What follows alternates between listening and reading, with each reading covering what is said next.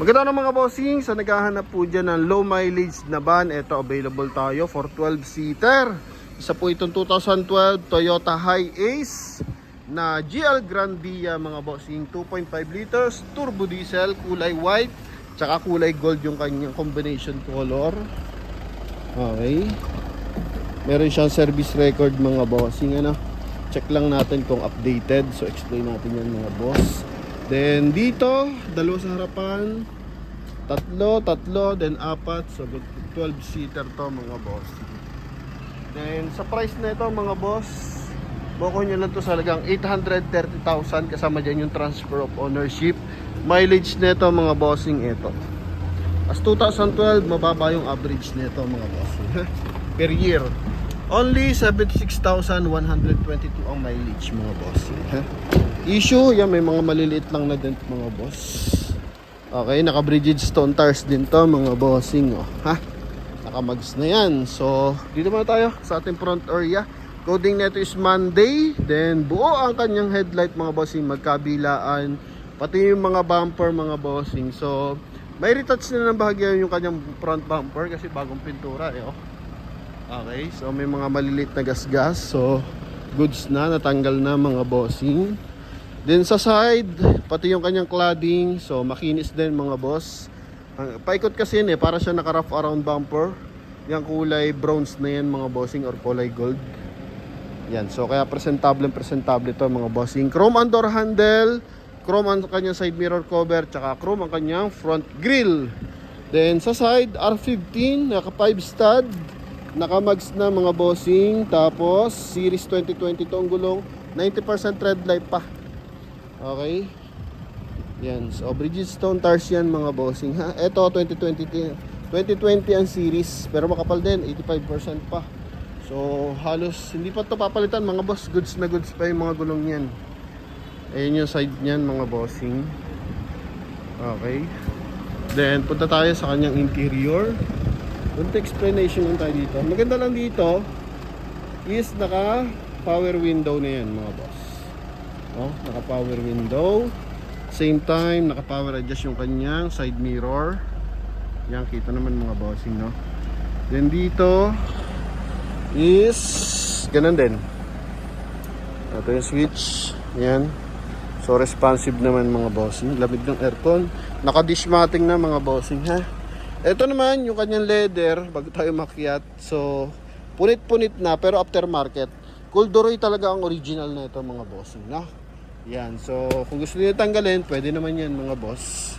Pero mas maganda yan, komportable naman kayo sa ganyan mga bossing. Habang wala pa kayong pamalit, eh, pwede na yan. Ganito yung kalalabasan yan mga boss, corduroy, no? Yan, ganyan din sa kabilang side. Then naka 1 din audio system. Busina natin, okay, stock pa yung busina mga boss. Naka 5-speed, manual transmission, dual airbag mga bossing. May switch ng aircon dito sa front area.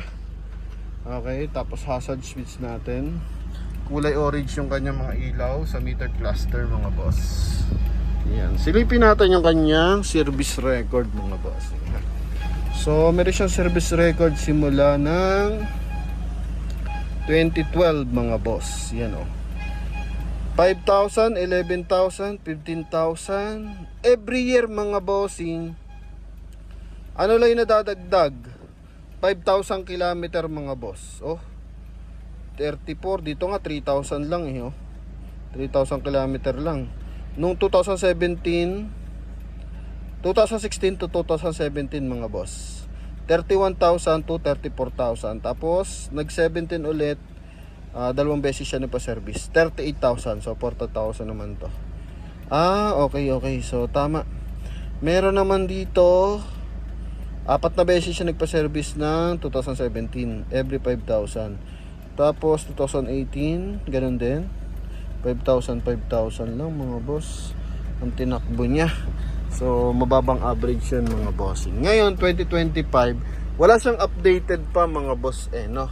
Kung, yung iba kasi mga bossing, sa Toyota, mapapacheck nyo naman yan kung meron siyang updated service record. Minsan kasi, hindi na nilalagay dito sa booklet kasi nga ang nilalagay lang dito is hanggang 3 years kasi hanggang doon lang yung sakop ng warranty mga bossing, no?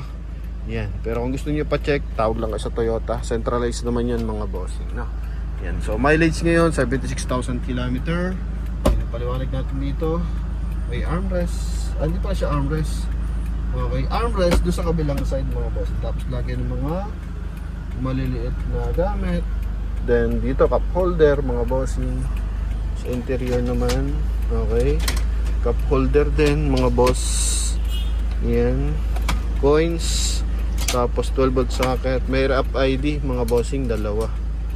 Oh, yan. Then yung bakal na yun mga bossing. So yun yung kanyang tow hook. Yan. So may dismating na Hippo. Ano yan? Tecmat mga bossing. Ha? Steering wheel. Ito originally. Ganun pa rin mga boss. Di naman siya ano tawag dito. Hindi siya leather. Kumbaga may tawag dito mga bossing. Nasa dulo ng dila ako, hindi ko lang mabanggit, no? Yan, ha? Plastic na para may pagka-synthetic ganun mga boss. Then dito scratch free na ABS. Yan, no? Scratch free na ABS plastic to mga bossing. Okay, dito ABS plastic din mga boss. Yan. Pero ito mga ABS yan mga bossing, ha? Yung mga glossy type naman na plastic, so ano yun? Carbonated dyan mga bossing. Alright. Then yung sobrang lambot naman mga bossing, maganda. Polypropylene yun mga boss. So ang mga polypropylene natin mga bossing, yung mga ganito. Matigas-tigas ng bahagya dito mga bossing. Ha, sa rubber chin. Pero plastic pa rin yun mga boss. Okay, yung mga bumper. Ito mga bumper natin mga bossing. Ano to? Carbonated to mga boss. Medyo flexible, may time pa rin nababasag. Pero pag polypropylene, hindi siya nababasag mga boss. Pero na lang kung saksakan mo ng pointed object. So yun lang. Additional lang tayo, balik lang tayo sa pagiging salesman ng luggage mga boss. So pag salesman ka ng luggage kasi, dapat alam mo yung klase ng mga plastic. So share lang natin, no? Kasi itong ating unit maganda naman mga boss. Kaya bigyan din natin ng maganda review. 2-eye sensor meron din mga bossing, ha? Release to sa Toyota, ano to, TCI, Toyota Cubao Incorporated mga boss. You know, dismating niya hanggang dulo. Mahal yan pag ganyan mga bossing, nasa 8 million. Oh, ha? Lahat naka leather. Okay, maayos yung kanyang mga hydraulic assist. Ayan. Sa naghahanap ng van, makaubra to sa inyo mga bossing. Ito yung kabilang side. Lahat naka leather. Aircon yan, naka-off lang. Pero goods na goods to mga bossing. Okay. Add natin. Ceiling, kulay. Gray yung ceiling natin mga boss. Oh, pwede pa negosyo. Pwedeng pampamilya mga bossing, no? Ngayon, mahal ang mga van ngayon mga bossing. Kaya eto, subok naman ang ating Toyota Hiace na to. Hindi ko naman lamig ng aircon mga boss. Oh, lamig. Oh, di ba? Yan. So maganda lang pag mga dito sa gilid yung kanyang mga mga bossing, tapunan ng tubig. Yan, ng aircon yan, galing sa aircon yan mga bossing no? At least nakikita natin. So once na matubig, maganda yung cooling system. Alright, yan, nakamags pa. Oh, ha? Drum brake sa likod, disc brake sa front area mga boss. Pakita natin to, malinis yung ganito niya no? Eto mga bossing. Ay, sorry. Sa fuel yung na-open natin ito. Ito yung kanyang hood. Okay, nakalibel. Oh, 2012 model yan mga bossing ha. Baka kalaya nyo is mga 2018 yan. 2012 yan boss. Wasar yan. Oh, di ba? Completed. Oh, ha? Goods na goods mga bossing. Okay. Yan. Sa mga buyer natin, naghahanap po dyan ng van mga boss. Baka ubra to sa inyo mga bossing. Pwede nyo puntahan, pwede nyo itong makuha mga boss.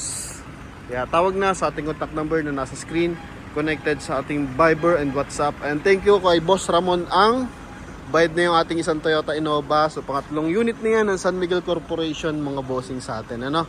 Yan, maraming salamat mga boss. Yan, ha? Sa lahat ng viewers and buyers mga bossing. Maliit na tao, malaking tao, nagpapasalamat tayo dyan mga boss. Ano? And very thankful tayo mga bossing. Okay, isang bilyonaryo bumili sa atin ng unit. 3 beses na pala siyang bumibili sa atin mga boss. Yung unang dalawa, na inutos niya lang sa driver niya yung plaka na na-vlog natin. Okay. Tapos, yung pangatlo, siya mismo yung sumama dito sa dealer. So may picture kami niya ni Boss Ramon. No? Yan, nakaka-motivate yan pag ganyan mga bossing. Sabi niya, kaysa mangutang ka, edi mag second hand ka na lang. Di ba? Yan nga naman mga boss. So yun lang mga bossing. Thank you very much sa lahat na susuporta. God bless sa ating lahat mga boss. Malapit ng Pasko mga bossing. Baka kaya mo na itong bayaran. Goods na goods to mga boss. Pwede rin pa rin magpadala ng mekaniko mga bossing ha. Para at least mas makasigurado tayo.